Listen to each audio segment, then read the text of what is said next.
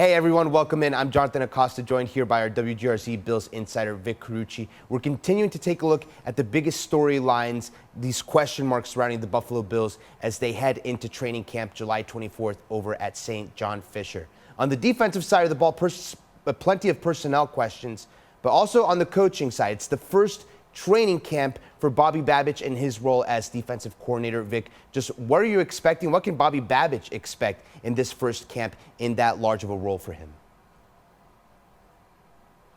I think Bobby Babich is going to make a splash as a defensive coordinator. This is a role that he has been preparing for his whole football coaching life, and he has been, in my view, a rising star among coaches in this league. We have not heard the last of him even as a defensive coordinator. I think he will progress from there, but this is his rookie season, so to speak, as a coordinator, and his role will be vital to a defense that is seeing so much transition with personnel. That means the scheming that Bobby Babich does, along with Sean McDermott, of course, and staying within the principles of McDermott's scheme.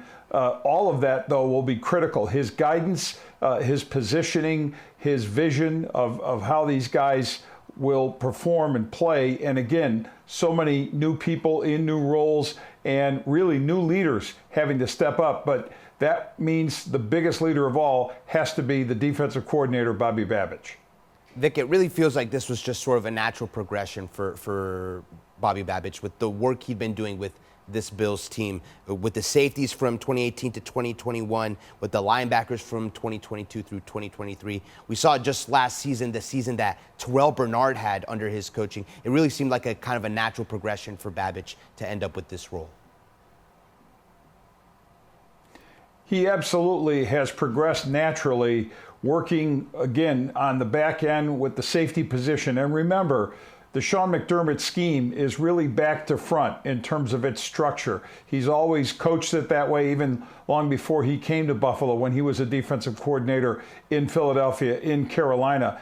And the way he built this defense, adding Micah Hyde and Jordan Poyer, no longer back there, of course, but as his first two free agent acquisitions.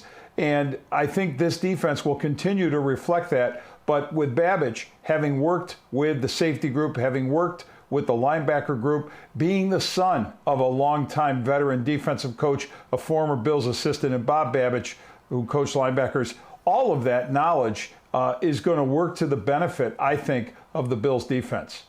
And one of the big question marks, we talk about it on the offensive side with Joe Brady and how much of his spin are we going to see on the offense this year? How much of Babich's spin are we going to see on this defense, especially considering the fact that we don't know yet if he's going to be handling play calling duties or not? In fact, Sean McDermott during OTAs and minicamp said, wait to ask me until training camp and I'll have a better answer for you. We're now approaching training camp. We're eventually going to get our answer. Again, just how much of a spin are we going to see from Babich on this defense, especially if he's not the one calling plays?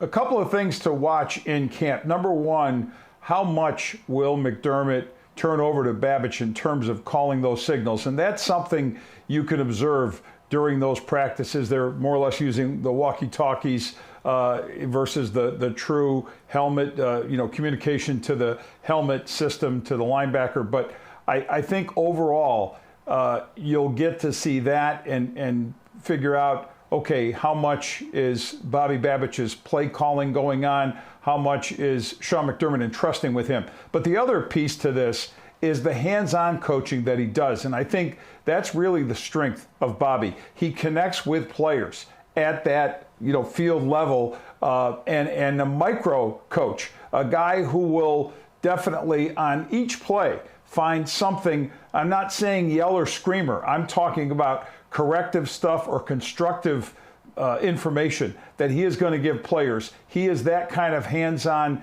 coach, and the players look to him and take that info. And again, if you ask anyone who has received his position coaching, they will tell you that they get excellent guidance from him.